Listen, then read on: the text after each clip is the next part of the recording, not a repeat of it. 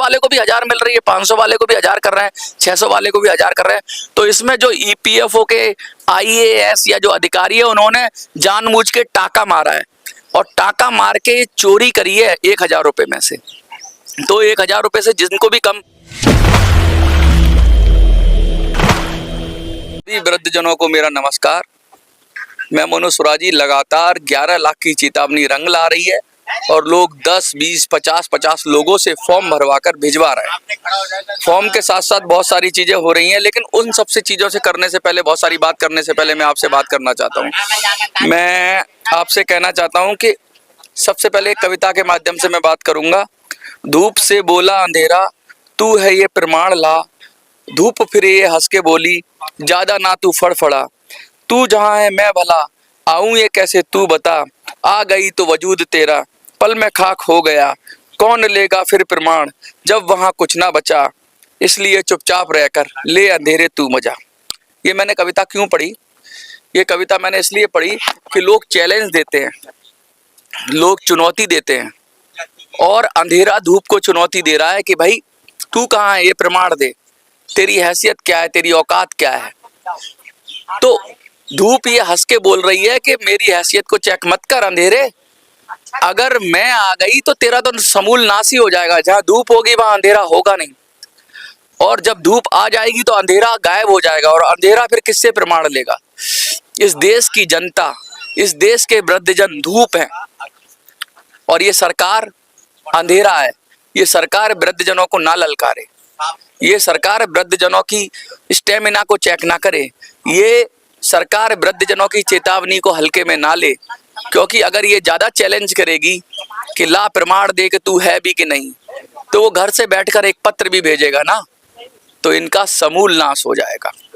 सरकारों की पूरी तरीके से हाथ पैर उखड़ जाएंगे।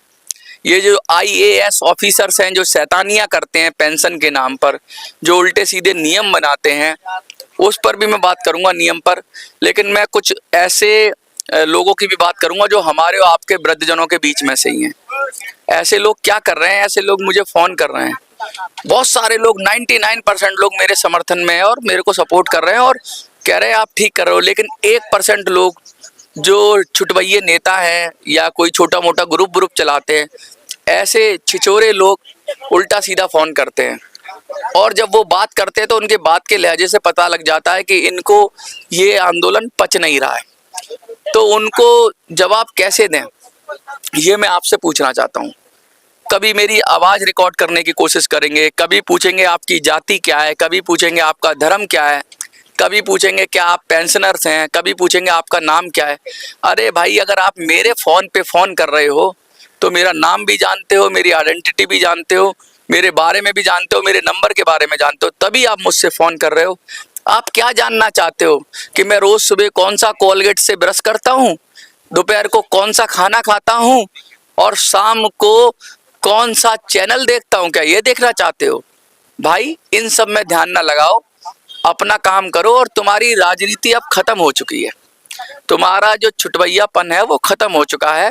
क्योंकि सारे बुजुर्ग लोग 10 साल से जो संघर्ष कर रहे हैं वो परेशान हैं, वो दुखी हैं, और उन्होंने देख लिया है कि ये जो नाटक चल रहा था बुजुर्गों के नाम पर, ये नाटक बार बार मिलने का, आश्वासन लेने का नाटक, इससे वो तंग आ चुके हैं।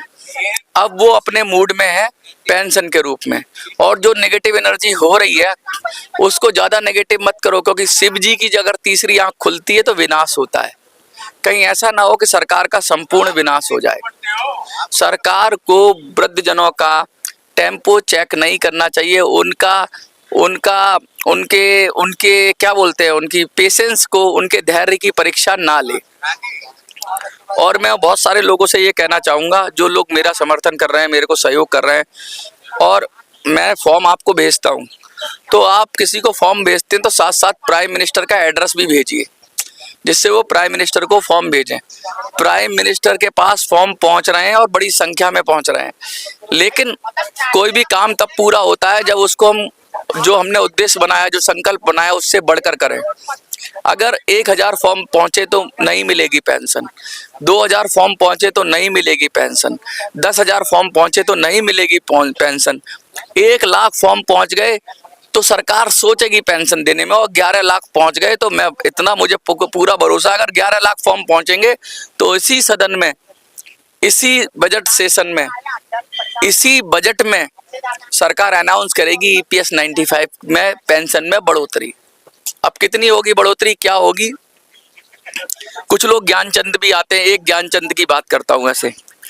वो ज्ञानचंद मुझसे कहते हैं कि भाई इन लोगों को जिनको 1000 से कम पेंशन मिल रही है, इन्होंने अपनी पेंशन बेच दी थी। बेचने का मतलब वो बताता है व्यक्ति, जो भी व्यक्ति था, मुझे नहीं पता कौन था, वो कहता है कि 10% पेंशन दे दी, उसके एक मुश्त पैसा मिल गया, 20% दे दी, जितनी भी दे दी आपने, तो उतनी पेंशन कटती है, इसलिए पैसा कम आता है। मैं ऐसे सब फन्ने खां उस्तादों से मैं पूछना चाहता हूं कि एक एग्जाम्पल देता हूं मैं आपको, एग्जाम्पल से समझ में आएगा कि पेंशन किसे कहते हैं। जो बेच दिया वो हिस्सा परसेंटेज बेच दिया, लेकिन उसके बाद भी तो जो बचा है वही तो पेंशन रही। 20% कम पेंशन रही, लेकिन रह तो वो पेंशन ही है, जो हमें मिल रही है वो पेंशन ही है। अरे 20% कम मिल रही है। सपोज करो मेरे पास 100 रुपए थे, अब उसमें से 20 रुपए मैंने किसी को दे दिए, तो मेरे पास 80 रुपए रह गए, लेकिन है तो वो 80 रुपए ही, कुछ और तो नहीं हो जाएंगे। तो जो हमें मिल रही है अभी 1000 से कम, वो पेंशन ही है, वो और कुछ नहीं है। कट के जो मिल रही है वो पेंशन ही है। और सरकार ने क्या कहा कि उस पेंशन को मिनिमम कर रहे हैं 1000 रुपया। तो उसमें फॉर्मूला लगेगा क्यों?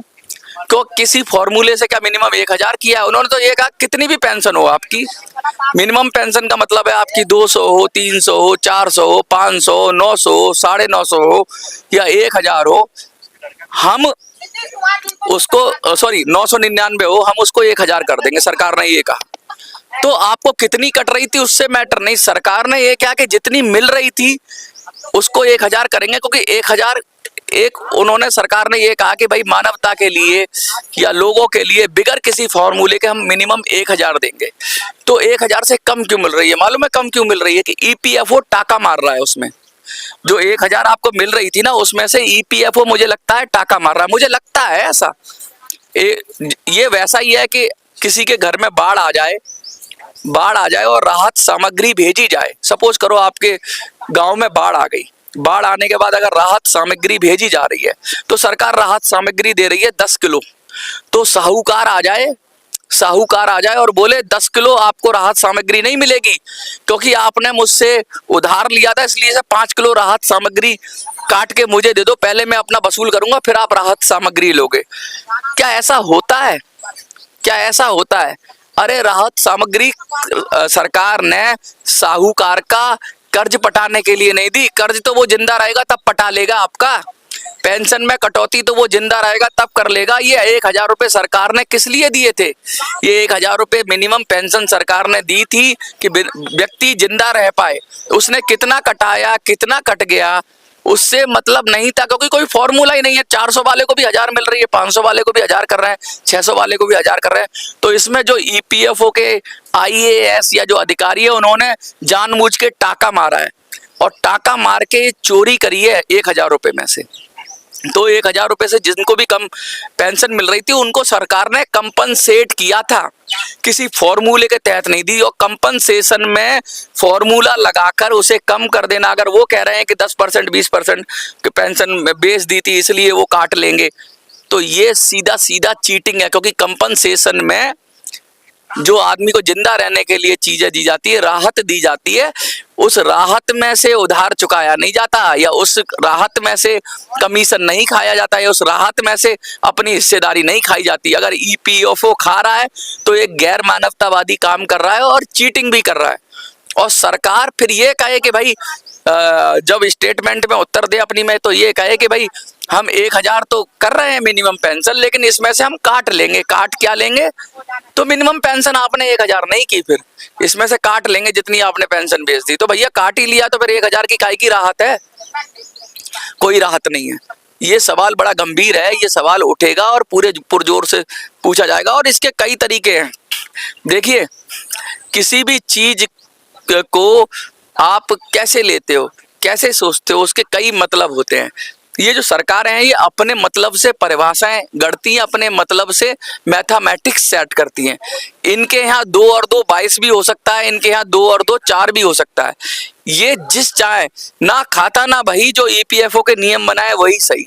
इन्होंने ऐसे नियम बना रखे हैं, ऐसे तरीके बना रखे हैं कि अगर आपको सरकार कंपनसेट भी करे ना, अब सरकार कहती है कि सरकार ये तो स्वयं पोषित वित्त योजना है। अगर स्वयं पोषित वित्त योजना है तो फिर सरकार क्यों उसके अंदर कंट्रीब्यूशन देती है? स्वयं पोषित है तो स्वयं पोषित नहीं है, सरकार द्वारा पोषित वित्त योजना है, सरकार भी उसमें कुछ ना कुछ हिस्सा देती है अपना। तो ये सरकार ये भी सेंटेंस झूठ बोल रही है कि स्वयं पोषित वित्त योजना है, इसमें सरकार भी अपना कंट्रीब्यूशन देती है। और ये पैसा किसके पास जमा होता है? ईपीएफओ क्या है? ईपीएफओ सरकार से जुड़ा हुआ है, श्रम मंत्रालय के अधीन आता है, सरकार के अंदर आता है, तो सरकार का अपना ही एक घटक है। तो कैसे कह देगी कि तुमको अलग डिटैच कैसे कर देगी? अच्छा, सरकार जब इसमें कंपनसेट भी करती है तो सरकार एहसान नहीं कर रही है, क्योंकि सरकार को पता लग रहा है कि यार ये योजना घाटे में जा रही है, तो सरकार की पॉलिसी की वजह से जा रही है, सरकार के नियम कायदे की वजह से जा रही है, सरकार की मितव्ययता की वजह से जा रही है, सरकार के उल्टे सीधे खर्चों की वजह से जा रही है। और सरकार के जो अधिकारी हैं, देखिए कभी कभी ऐसा होता है कि जानबूझ के घाटा भी दिखाया जाता है। आजकल व्यापारियों को तो सुना था मैंने कि अपनी दुकान में घाटा दिखा देते हैं, कंपनियों में घाटा दिखा देते हैं। क्यों दिखा देते हैं कंपनियों में घाटा? ये टैक्टिक्स होती है, सीए समझाते हैं, सीए ऐसे नियम कायदे समझा देते हैं कि घाटा दिखा दो, कंपनी को 5 साल घाटे में चलाओ। घाटे में चलाने से क्या होता है कि बहुत सारी रिबेट मिल जाती है, बहुत सारा आपको फायदा मिल जाता है। फायदे में दिखाओगे तो आपके साथ बहुत सारी लायबिलिटीज आ जाएंगी, और घाटे में चले जाओगे तो आपके साथ बहुत सारी आपको फायदे मिल जाएंगे। तो ईपीएफओ को क्या जानबूझ के घाटे में डाला गया है?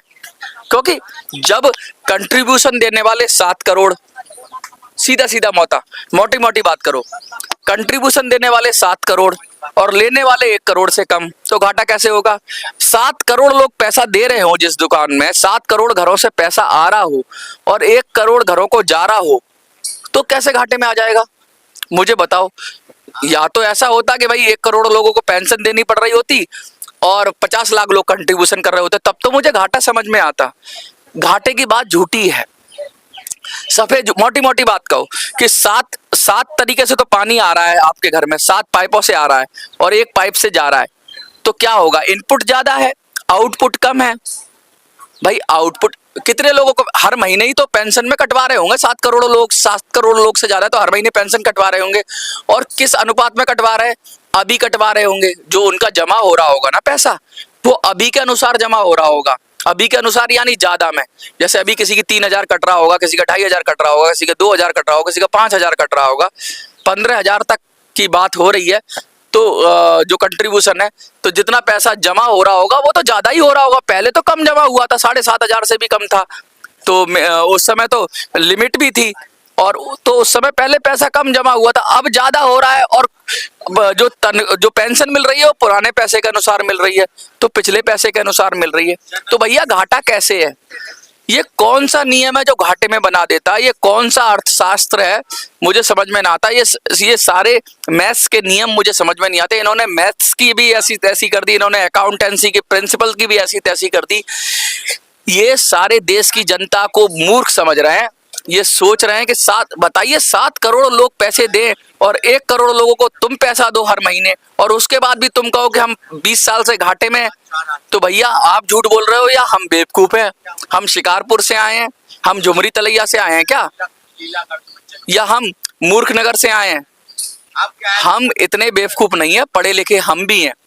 तुम ज्यादा पढ़ लिए हो तो चीटिंग करने के लिए पढ़ लिए हो क्या? और ज्यादा क्या पढ़े हो? तुमसे ज्यादा पढ़े लिखे लोग हैं जो आईएएस ऑफिसर हैं, जो कह रहे हैं घाटे में जा रही है। उनसे ज्यादा पढ़ी लिखी इस देश की जनता है, उनसे ज्यादा मैथ समझती है, उनसे ज्यादा साइंस समझती है, उनसे ज्यादा अर्थशास्त्र समझती है। उसको तुमने बेवकूफ समझ रखा है।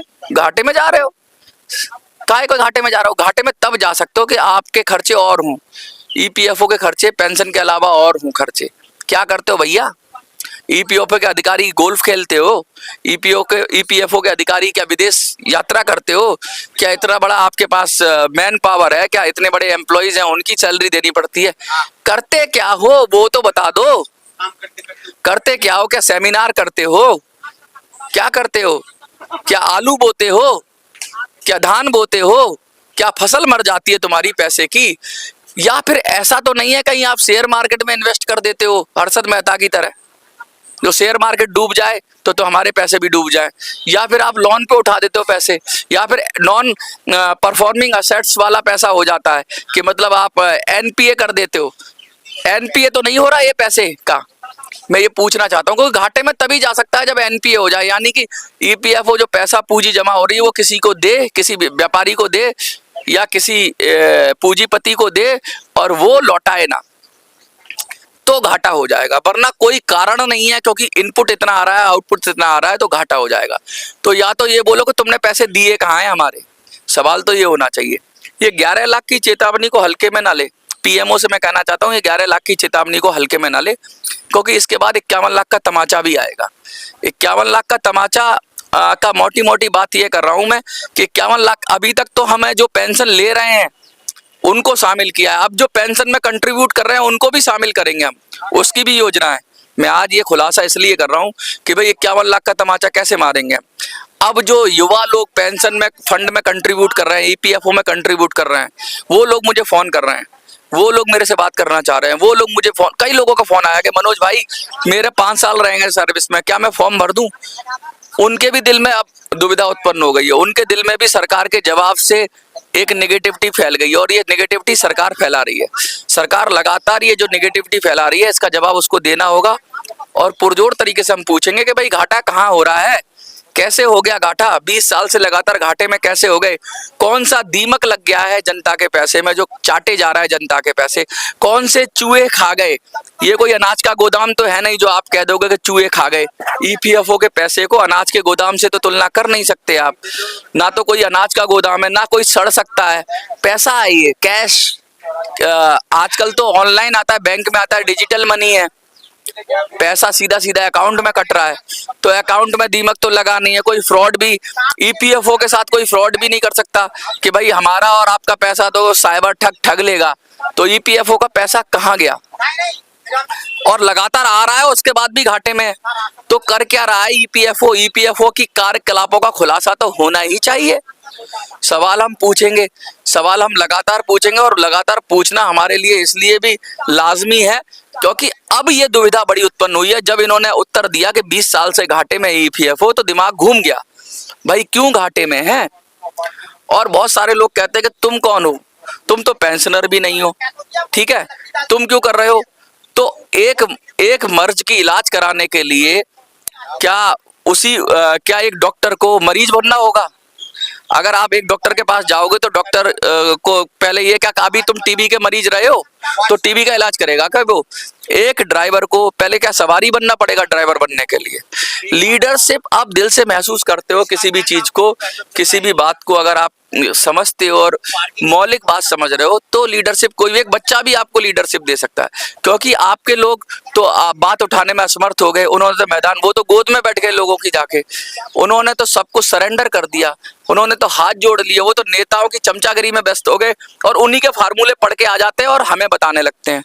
मुझे गुस्सा तब आती है जब कुछ ज्ञानचंद आ जाते हैं सरकारी फार्मूला लेके कि सरकार के उसने कहा है, सरकार ने कहा है तो ठीक होगा क्या।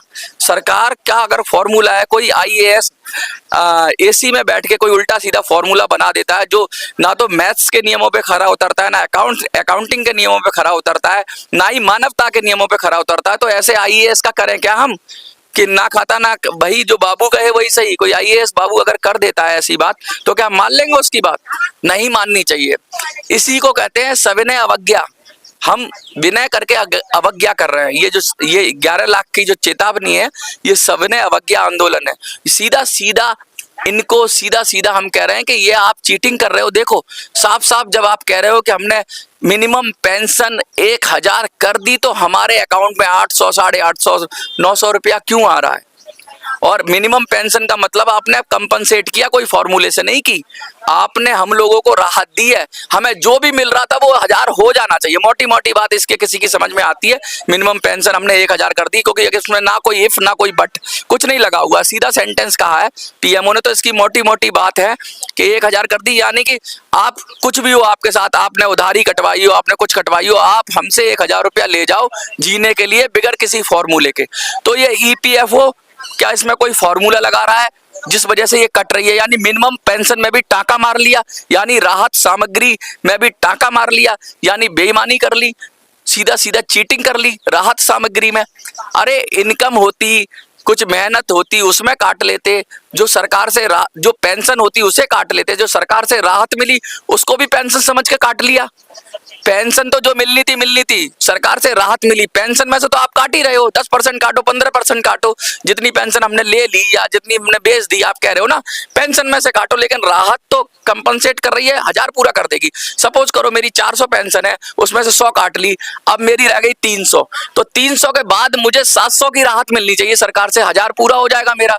अब हो क्या रहा है कि मेरी 400 है, तो 400 में से पहले तो मुझे 600 की राहत दी सरकार ने, या तो सरकार ने चीटिंग करी तो पूरी 1000 हो गई। 1000 में ईपीएफओ आया, कह रहा तुमने तो बेच रखी थी, मेरे को पैसा दे दो।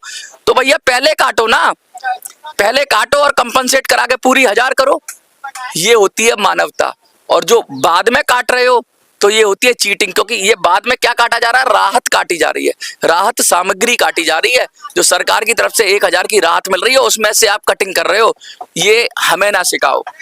ये जो चीटिंग का भाव है ना, ये अपनी पेंशन में से काटते, जो हमारी एक्चुअल पेंशन थी, हमारी राहत में से क्यों काट रहे हो।